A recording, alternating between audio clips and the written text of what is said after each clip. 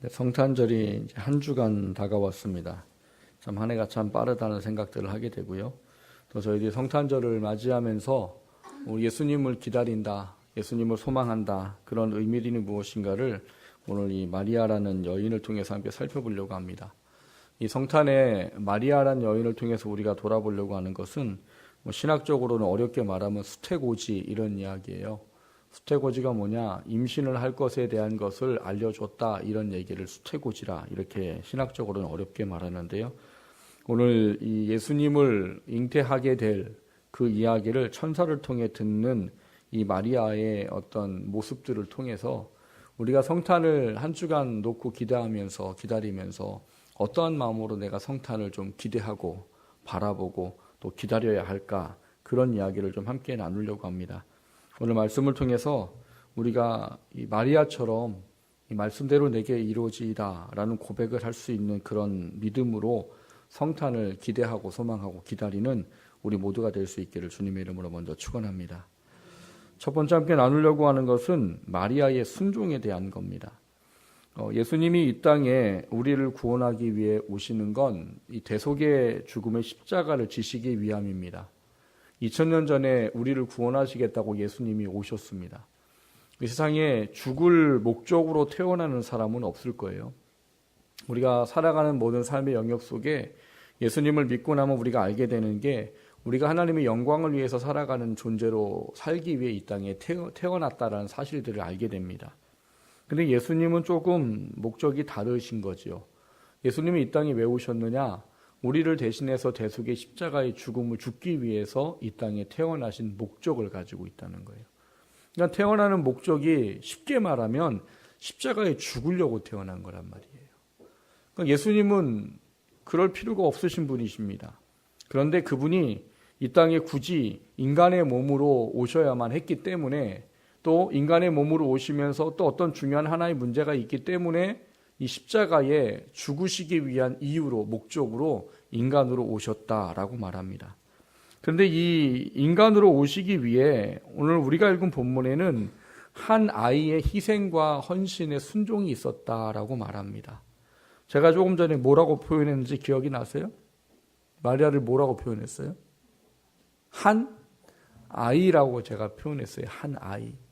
왜 마리아를 한 아이라고 표현했는가 하면, 우리가 유대인들의 결혼의 어떤 법을 좀 보면 1세기 때는 보통 남자가 어릴 때는 13세, 여자는 12세쯤에 정혼이라는 걸 합니다. 정혼은 약혼하고는 좀 다른 개념입니다. 정혼은 약혼을 한 사람들이 다시 이제 결혼을 할 것에 대한 확증을 하기 위해서 정혼식이라는 걸 합니다. 그래서 어릴 때는 남자는 13세, 여자는 12세, 늦으면 14세, 15세 이 정도의 정혼이라는 걸 합니다. 그리고 정혼을 하고 나서 1년이나 2년 안에 결혼을 하게 되어 있어요. 근데 왜 제가 아이라고 표현했느냐? 지금 말씀을 드렸듯이 이 마리아가 오늘 본문에는 약혼이라고 되어 있어요. 근데 우리나라는 정혼에 대한 개념이 없기 때문에 약혼이라고 번역을 해놓은 거고, 원래 옛날 개역 성경을 보면 정혼이라고 되어져 있습니다. 그러니까 정혼은 뭐냐? 약혼을 하고 이제 결혼을 하려고 하기 확증하는 식을 하는 건데, 이 나이가 마리아가 많으면 14살이고 적으면 12살이라는 이야기예요. 그럼 정혼했다라는 나이가 12살, 14살이면 지금으로 따지면 중학교 1, 2, 3, 그 사이에 있다는 이야기예요. 그래서 제가 아이라 이렇게 표현한 겁니다. 물론 지금 시대와 그 시대의 나이의 개념은 다르지요. 그 시대에는 14세, 5세, 6세면 결혼해서 이제 아기를 낳고 있는 때이기 때문에 지금이라는 물론 달라요. 하지만 어린 것은 분명합니다. 더더군다나 결혼을 하기 전에 정혼이기 때문에 이 아이를 아이라고 표현할 수밖에 없는 상황인 겁니다. 그런데 천사가 나타나서 이 아이에게 이상한 이야기를 해요. 어떤 얘기를 하느냐? 은혜를 입은 아이야, 은혜를 입은 자요 라고 말하면서 너가 아들을 낳을 것이다, 이름을 예수라고 해라, 이런 이야기를 전해 듣게 되는 것이죠. 근데 이 이야기를 듣게 되는데 보면 은혜를 입은 자요 라고 말하는 의미를 좀 우리가 살펴봐야 되는데, 은혜를 입었다는 말은 크게 두 가지로 좀 이해를 할 수가 있습니다. 한 가지는 뭐냐? 아기를 임신한다는 것 자체가, 아들을 낳게 된다는 것 자체가 그 시대에는 진짜 은혜인 거예요. 요즘도 뭐 시대를 살아가다 보면 아이를 갖고 싶지만 갖지 못하는 그 부부들이 있잖아요. 그 부부들에게 소망이 뭐냐고 물어보면 자녀를 잉태하는 걸 겁니다. 근데 지금은 자녀를 뭐 잉태한다 안 한다가 여자에게는 그렇게 그닥 큰 문제가 되지 않아요. 우리나라도 뭐 조선시대 이럴 때 가면은 어떤 얘기해요? 뭐 칠거지약 이런 얘기 하잖아요. 그래서 소박을 맞는 것 중에 하나가 뭐예요? 아들을 낳아주지 못하게 되면 소박을 맞을 수가 있어요. 쫓아내도 괜찮다. 이게 법으로 돼 있단 말이죠. 그러니까 지금 시대에는 뭐 아들보다 누구를 더 선호해요? 딸을 더 선호해요. 뭐 저도 아들이지만 아들은 다 소용없는 것 같아요. 뭐 아드님들 죄송합니다만 아들은 정말 소용없는 것 같아요. 딸은 그래도 부모님에 대한 지성한 마음들이 있는데 아들들은 별로 그런 게 없는 것 같아요. 그래서 딸을 선호하잖아요. 근데 이 마리아가 살던 시대로 넘어가면은요, 아들을 못 낳으면 저주받은 여자라고 손가락질을 받습니다. 그리고 이 어떤 일을 하게 되느냐, 이 유산이라는 거를 남편이 굉장히 부자여도 아들을 못 낳은 여자는 유산을 단 한 푼도 못 받습니다. 그래서 그 유산이 다 친족에게로 가게 돼 있어요. 그게 법이에요. 그때 법. 그렇기 때문에 아들을 못 낳는 거는 굉장히 어려운 거예요.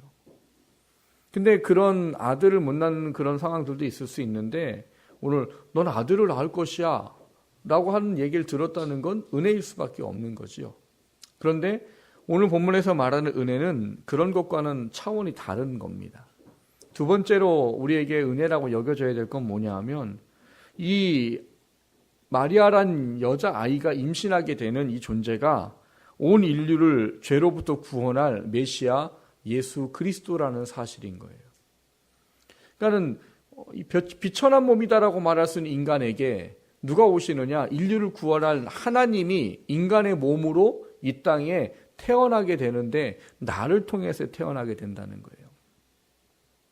그게 영적인 것이 무엇인 줄 알고 우리가 구원의 은혜가 뭔지를 알고 천국이 뭔지를 알면 이게 얼마나 크고 대단한 일인지 우리는 짐작하고도 남는다는 거지요. 그래서 은혜를 입은 자여라고 말했습니다. 근데 문제는 이게 정말 그때 당시에 은혜라고 이해되고 받아들여질 수 있었을까 하는 문제예요. 지금 우리는 이미 성경에 대한 이야기를 어느 정도 알고 있기 때문에 인류를 구원할 메시아 예수 그리스도가 이 땅에 태어나시게 되는데 이 마리아라는 여자아이를 통해서 그 예수님이 오시게 됐고 그래서 그 여자의 마리아의 이름이 얼마나 존귀히 여김 받아요. 그러니까 그 정도에 대한 이해를 가지고 보면 굉장한 은혜지만 이걸 좀 현실적으로 다시 들어가서 보겠습니다.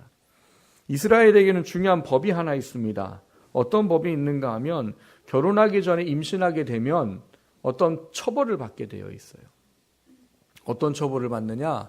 마을 사람들이 결혼하기 전에 임신한 여자를 마을 가운데에 갖다 놓고 마을 사람이 다 돌을 던져서 쳐서 죽이는 형벌을 가하게 돼 있어요. 그러니까 이 여자가 그때 당시 굉장히 참 어려운 거지요. 근데 지금 이 여자아이는 아직 정혼한 거예요. 결혼을 아직 안 했단 말이에요. 지금 임신하고 이제 아기를 언제 낳는 거예요? 내년이면 낳아야 되는 거란 말이에요. 근데 그런 모든 상황을 다 알고 있다란 말이죠. 이 마리아란 여자도. 어떻게 되는 거예요? 결혼 안 하고 내가 임신해버리면 이제 어떻게 되는 거예요? 마을 사람들 앞에 돌에 맞아 죽을 수밖에 없다는 사실을 이 마리아는 알고 있다는 사실이에요. 어른이 돼서 이런 좀 생각을 하면 좀 그래도 견딜만 할까요? 아니면 어리기 때문에 이 아이가 뭐 아무것도 몰라서 그냥 주뜻대로 되기를 원합니다 했을까요? 이 아이는 명확히 알고 있었어요. 그게 뭔지를. 그래서 뭐라고 말합니까? 내가 아직 남자를 알지 못하는데 어떻게 이런 일이 내게 있겠습니까? 라는 명확한 이야기를 하고 있기 때문입니다. 그러니까 이 마리아가 지금 이 천사로 통해 전해 듣는 이 이야기는 사실은 굉장히 큰 문제라는 사실인 거지요. 자기의 생명이 왔다 갔다 하는 문제요. 자기가 이것에 대한 부분들을 어떻게 받아들이느냐 받아들이지 않느냐에 대한 문제가 자기의 어떤 생명이 주관되어지는 문제라는 사실인 거예요.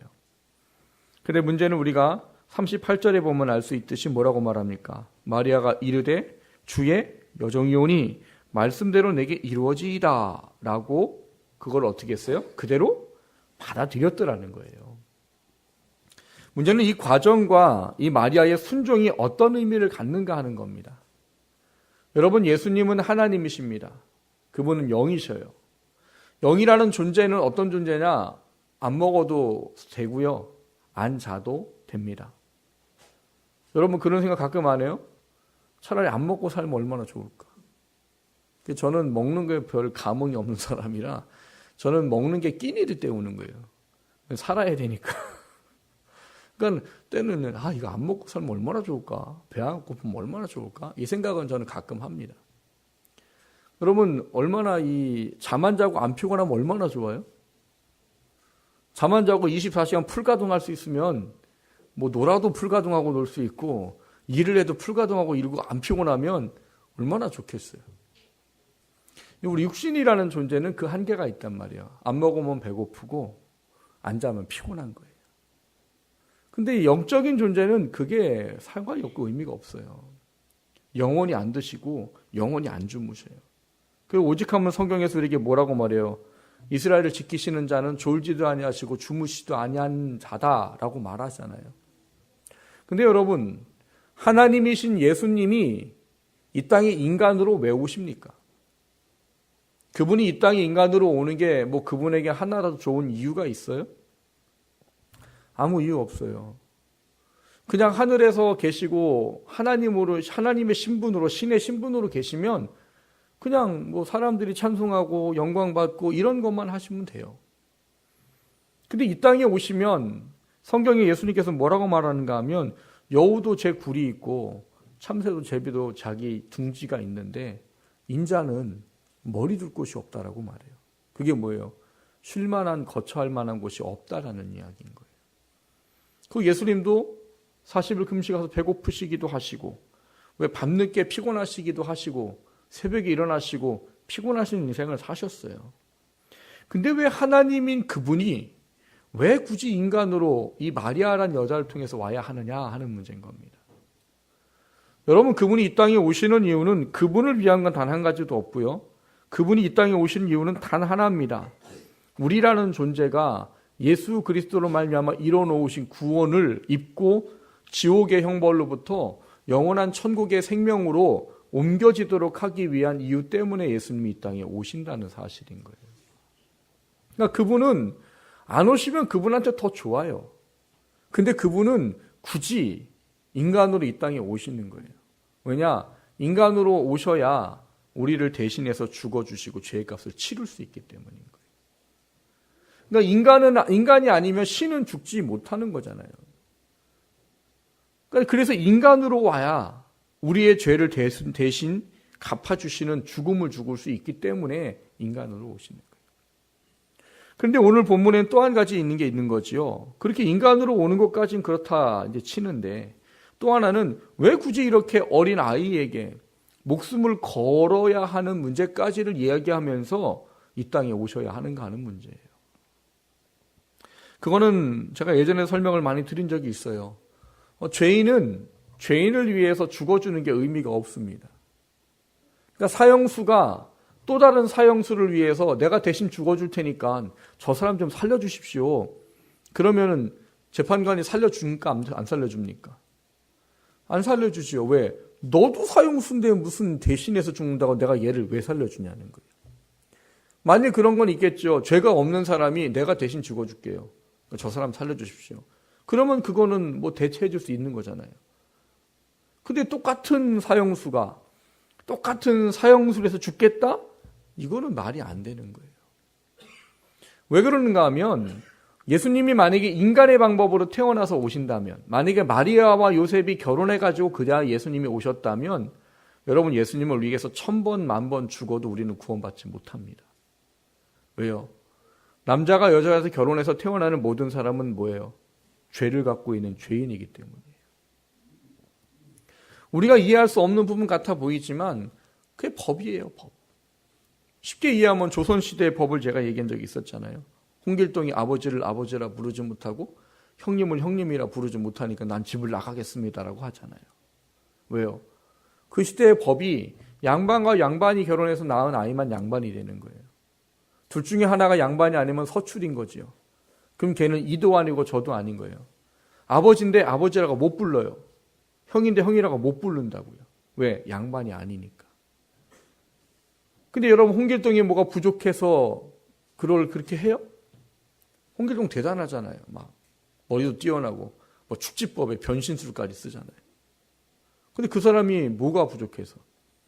그 시대의 법이에요, 법. 조선시대의 법이 양반과 양반과만 결혼해야지만 양반인 거예요. 마찬가지로 모든 것을 만드시고 창조하신 하나님께서 만드신 법이었어요. 처음에 인류의 조상인 아담과 하와를 창조하시고 너가 내 말을 지키면 너와 내 후손은 영원히 나와 함께하고 영원히 나와 행복한 삶을 살겠지만 만약에 너희들이 나와의 언약을 어겨버리고 죄를 범하게 되면 네 후손들도 다 죄인이 될 것이다 라는 약속을 하셨단 말인 거예요. 그래서 우리는 죄인이라고 말하는 거예요. 사람들이 가끔 오해합니다. 우린 죄인입니다. 예수 그리스도의 대속의 은혜가 필요합니다라고 말하면 내가 무슨 지은 죄를 사함받아야 되는 거로 오해해요. 우린 그것 때문에 죄인이라고 말하는 게 아니라 태어나면서부터 신분상으로 죄인이에요. 하나님이 규정해버린 죄인이에요. 그래서 이건 내가 지은 죄가 아니기 때문에 내가 해결이 안 됩니다. 그래서 예수님이라는 분이 천지를 지으신 그 하나님이 대신 우리의 죄를 대신 갚도록 하는 것 외에는 죄사함의 은혜가 없단 말인 거예요. 근데 그거를 위해서 오시려면 결국 뭐로 태어나야? 죄가 없는 인간으로 태어나야 되는 거예요. 죄가 없는 인간으로 태어나는 방법은 하나밖에 없는 거지요. 어떻게 해요? 처녀의 몸을 통해서 성령이 넣어주시는 것밖에는 방법이 없어요.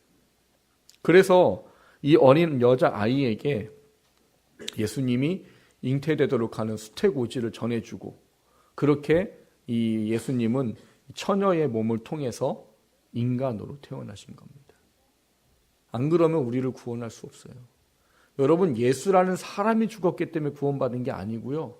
예수라는 사람이 우리를 구원한 완전한 자격을 갖춘 존재가 죽었기 때문에 우리가 구원받는 거예요.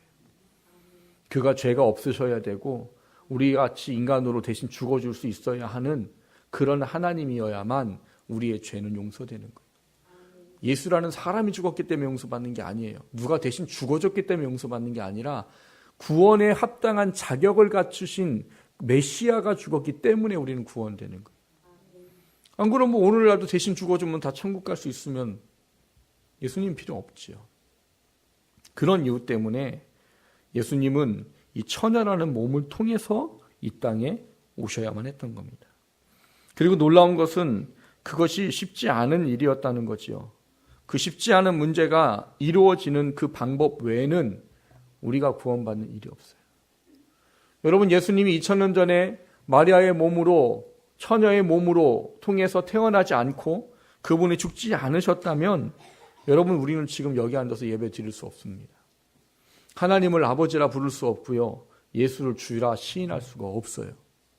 왜요? 성경은 뭐라고 말해요? 성령이 허락하신 바 되지 아니하고는 하나님을 아버지라 부를 자가 없고 예수를 구주라 고백할 자가 없다라고 써있기 때문이에요. 근데 그것이 뭐로 가능해진 거예요? 예수 그리스도가 이 땅에 오셔서 대신 십자가에 죽어주신 대속의 죽음으로만 가능하단 말이에요. 그거를 위해서 오늘 한 이 아이의 순종이 필요했고 그 순종이 우리에게 온전한 구원의 은혜를 베풀도록 하는 하나님의 놀라운 계획과 능력의 이루어짐의 방법이었다라고 성경은 가르쳐 줍니다.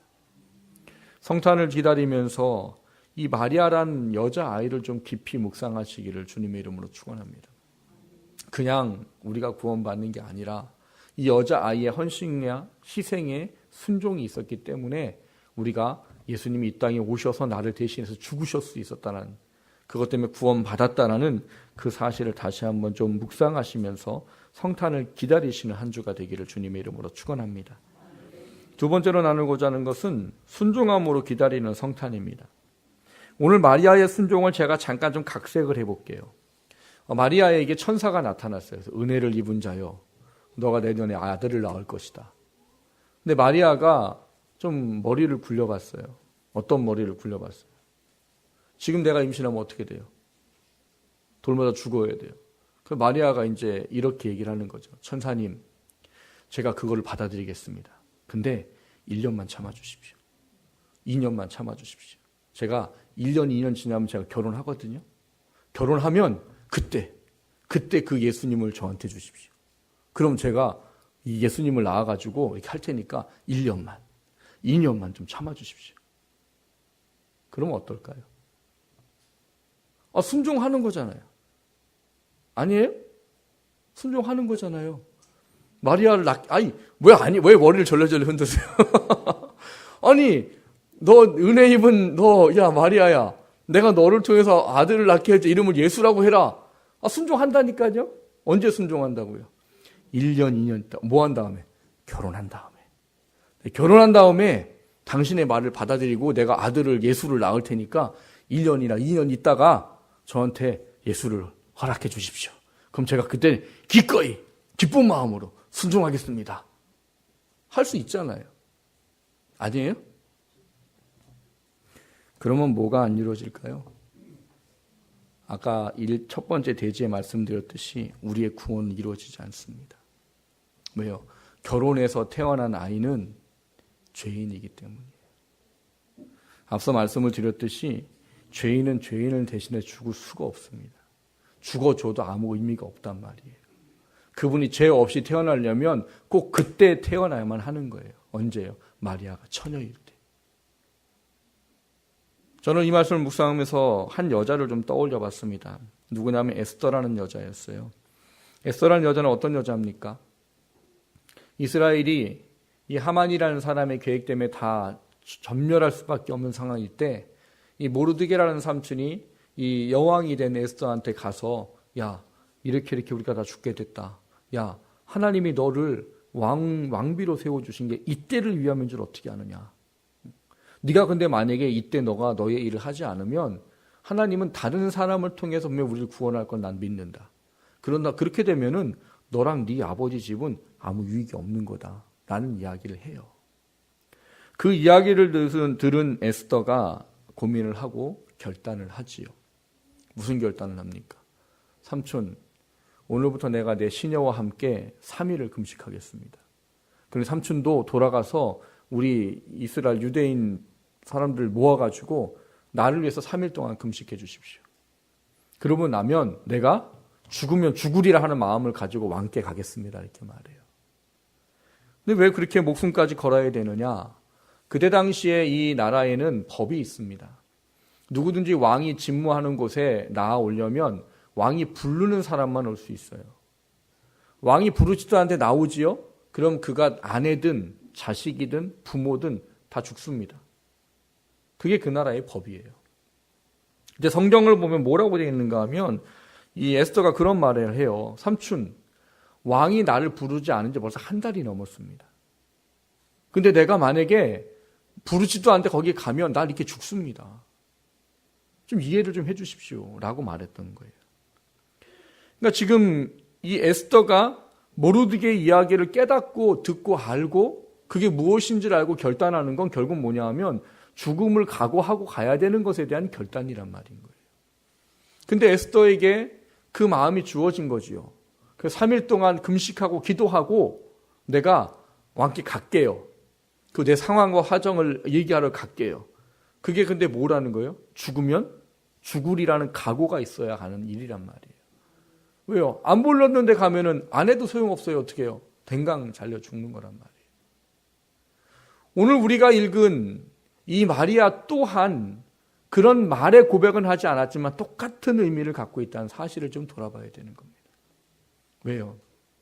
마리아가 아직 정혼을 하고 결혼하지 않은 때인데 그거를 저는 주의 여종이오니 주님 당신의 말씀대로 되기를 원합니다라고 말하고 받아들이는 건 뭘 하겠다는 거예요?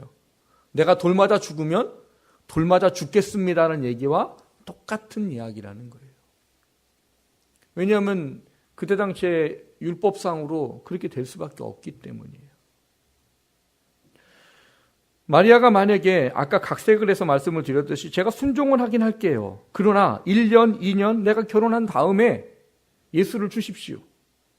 그럼 내가 그 아들을 낳아서 인류를 위한 메시아로 키우든 뭐든 키우든 키우겠습니다. 그렇게 됐다면 결코 우리는 구원받을 수 없다는 사실인 거예요. 그 순간에 마리아의 헌신과 희생의 순종이 있어야지만 우리는 구원받는다는 사실이에요. 성탄이 다가오면 교회보다 더 즐거워하는 데가 있습니다. 원래 성탄은 교회가 제일 즐거워해야 되잖아요. 어디가 즐거워해요? 네? 술집? 노래방? 백화점? 여관? 예, 통계를 보니까 24일 되면 여관이 자리가 없답니다. 24일 날. 왜 그럴까요? 전 안 가봐서 모르겠지만. 왜 성탄절인데 술집이 그렇게 즐거워할까요? 왜 성탄절인데 교회보다 백화점이 더 즐거워할까요? 지금 이제 전국에 이제 아이들이 들썩거리고 있잖아요, 지금 막 아이들이 막 부모님하고 할머니, 할아버지가 떼쓰기 시작하잖아요. 뭐라고? 이번 성탄절에는 뭘 사주실 거예요? 이미 딜을 하고 있잖아요. 내가 뭘 할 테니까 할머니, 할아버지 이거 사주세요. 엄마, 아빠 내가 어떻게 할 테니까 뭐 선물 주세요. 이번 성탄절에 뭐 주실 거예요? 꼭 맡겨놓은 애들 같잖아요. 그러면 결국 특수를 누리는 건 누구예요? 백화점이에요, 백화점. 성탄은 누가 제일 기다리고 기대해야 되는 데입니까? 교회인데 지금은 다른 데가 더 기다리고 기대해요. 근데 제가 안타까운 걸 느끼는 건 뭐냐 하면 그리스도인이 그 사람들이 기다리는 것처럼 성탄을 기다리는 경우들이 있다는 사실이에요. 물론 성탄은 기쁘고 감사하고 즐거운 날이 맞습니다. 우리에게 어떤 것보다도 귀한 분이 오신 날이기 때문에 기쁘고 감사하고 즐거운 날이 맞아요. 그런데 그날을 기다리는 우리들이 그냥 단지 기쁨과 즐거움이라는 기분과 감정에만 가지고 성탄을 기다린다면 우리는 잘못 기다린다는 사실이에요. 마리아처럼 기다리기를 원하는 겁니다. 마리아는 뭘 기다렸을까요? 예수님이 태어나시는 날까지 어떤 마음으로 기다렸을까요? 조마조마한 마음의 순종으로 기다렸겠죠. 왜요? 발각되면 나는 어떻게 돼요? 그러나 마리아는 자신을 온전히 내어드리는 헌신과 희생에 순종을 했습니다. 여러분 성탄을 도대체 어떻게 기다리기 원하십니까? 한 주 남았는데 그냥 아무 의미 없이 지나가다가 눈 떠봤더니 성탄절이더라. 그러니까 애들이 막 너무 즐거워하고 행복하니까 애들하고 그냥 케이크나 하나 사가지고 촛불이나 붙이고 뭐 예수님 오셨다고 성탄절 노래 부르고 촛불 끄고 케이크나 자르시겠냐는 거예요. 여러분 성탄을 마리아처럼 기다리기를 주님의 이름으로 축원합니다. 여러분 하나님은 이 땅에 예수님을 보내셔서 당신의 뜻을 이루셨듯이 우리에게도 그 뜻을 이루기를 원하시는 분이십니다. 예수님은 지난번에도 말씀을 드렸듯이 이 땅에 사역하시는 동안 단 한 번도 내 일이라고 말한 적 없고 내 힘이라고 말한 적 없으세요. 나를 보내신 이의 일을 하는 것이고 나를 보내신 이의 말을 하는 것이고 나를 보내신 능력으로 행한다라고 고백한 분이 예수님이세요. 다만 하나님은 그 예수님을 통해서 그 일을 이루시는 거죠. 뭐를요? 우리를 구원하기 위한 대속의 십자가의 죽음을. 중요한 것은 구원받은 우리들에게 하나님은 똑같은 것을 기대하신다는 사실인 겁니다. 너 구원받고 천국 가라 땡이 아니고 구원받은 너희들이 난 너희들을 통해서 내가 원하는 영혼을 구원하는 일, 하나님의 뜻을 이루는 일, 하나님께서 어떤 분이신 나타내는 일, 나는 너희들을 통해서 그 일을 하기 원한다라고 말하는 거예요. 그 일을 위해서 우리에게 필요한 게 뭐냐? 마리아와 같은 헌신과 희생의 순종 외에는 답이 없어요. 많은 사람들이 그렇게 순종하기 원합니다. 어떻게 해요? 하나님 1년 있다가요. 하나님 2년 있다가요. 나 결혼하고요. 근데 여러분 하나님이 그때 그것을 나한테 말씀한 건 뭐 때문일까요? 그때 그 순종이 필요하기 때문인 거지요. 마리아에게 왜 굳이 좀 마리아를 생각했다면 결혼하고 난 다음에 와서 말해주면 얼마나 좋아요. 고민하고 걱정할 필요 없잖아요. 결혼하고 난 다음에 와서 마리아야, 너가 메시아를 낳을 것이다. 근데 왜 생명을 걸도록 하는 일을 하셨을까요? 그때가 아니면 안 되었기 때문인 거지요. 우리도 마찬가지입니다. 하나님 우리를 구원하시기 위해서 이 땅에 아들을 보내셨어요. 그 아들을 기다리는 우리들에게 하나님은 예수님 그 놀라운 일들을 마리아처럼 순종하기를 원하신다는 사실을 돌아보시길 바랍니다. 그냥 행복하고 해피하고 즐거운 날이 아니라 정말 내가 이 날을 어떻게 기다려야 될까? 예수님 오시는 날을 우리가 기념하는 거잖아요. 그 기념에 내가 어떤 순종과 어떤 헌신을 하고 또 하고 원하는지 돌아보는 좀 시간이 되시기를 주님의 이름으로 축원합니다. 그리고 그분 앞에 그분을 맞아들일 때 정말 그분이 날 보면서 그래, 너가 참 나를 잘 기다렸구나 라는 이야기를 들을 수 있는 마리아와 같은 순종함으로 기다려지는 성탄 될 수 있기를 주님의 이름으로 축원합니다.